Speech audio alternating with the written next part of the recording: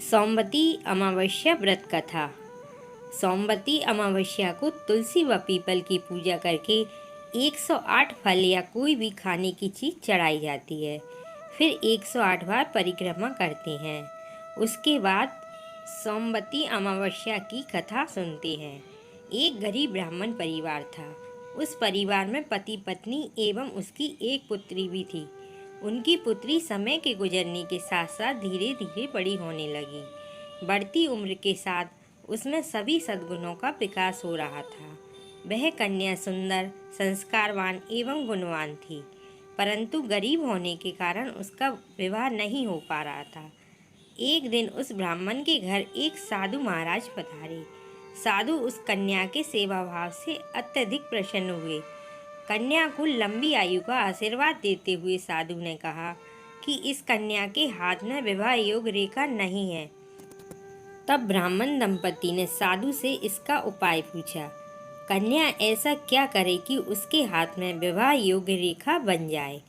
साधु महाराज ने कुछ देर विचार करने के पश्चात अपनी अंतर्दृष्टि में ध्यान करके बताया कि कुछ ही दूरी पर एक गांव में सोना नाम की एक धोबिन महिला अपने बेटे और बहू के साथ रहती है, जो बहुत ही आचार विचार एवं संस्कार संपन्न तथा पति परायण है। यदि यह सुकन्या उस धोबिन की सेवा करे और उस महिला इसकी शादी में अपने मांग का सिंदूर लगा दे तथा इसके बाद इस कन्या का विवाह हो जाए, तो इस कन्या का वैधव्य योग मिट सकता है। साधु ने यह भी बताया कि वह महिला कहीं बाहर आती जाती नहीं है। यह बात सुनकर ब्राह्मणी ने अपनी बेटी से धोबिन की सेवा करने के लिए कहा।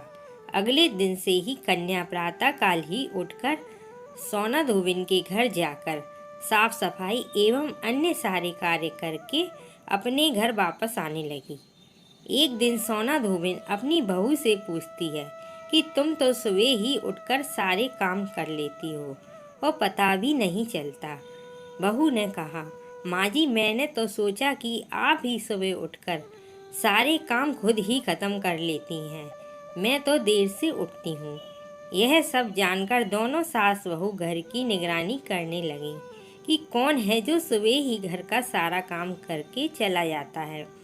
कई दिनों के बाद धोबिन ने देखा कि एक कन्या मुंह ढके अंधेरे में घर में आती है और सारे काम करके बाद में चली जाती है। तब वह जानने लगी कि सोना धोबिन उसके पैरों में गिर पड़ी। पूछने लगी कि आप कौन हैं और इस तरह छुपकर मेरे घर की काम क्यों करती हैं। तब कन्या ने साधु द्वारा कही गई सारी बात बताई। सोना धोबिन पति परायण थी, अतः उसमें तेज था। वह तैयार हो गई। सोना धोबिन के पति थोड़ा अस्वस्थ थे। उसने अपनी बहू से अपने लौट आने तक घर पर ही रहने को कहा। सोना धोबिन ने जैसे ही अपने मांग का सिंदूर उस कन्या की मांग में लगाया, सोना धोबिन का पति मर गया। उसे इस बात का पता चल गया। वह घर से निर्जला ही चली थी, यह सोचकर कि रास्ते में कहीं पीपल का पेड़ मिलेगा तो उसे भवरी देकर और उसकी परिक्रमा करके ही जल ग्रहण करेगी। उस दिन सोमवती अमावस्या थी। ब्राह्मण के घर मिले हुए पकवान की जगह उसने ईंट के टुकड़ों से 108 बार भवरी देकर 108 बार पीपल के पेड़ की परिक्रमा की और उसके बाद जल ग्रहण किया। ऐसा करते ही उसके पति के मृत शरीर में वापस जान आ गई। धोबिन का पति फिर से जीवित हो उठा। दोस्तों, आपको ये कथा कैसी लगी? अगर आपको ये कथा अच्छी लगी हो तो वीडियो को लाइक और शेयर करें। मेरे चैनल पर पहली बार आए हैं तो चैनल को सब्सक्राइब करें। वीडियो देखने के लिए धन्यवाद।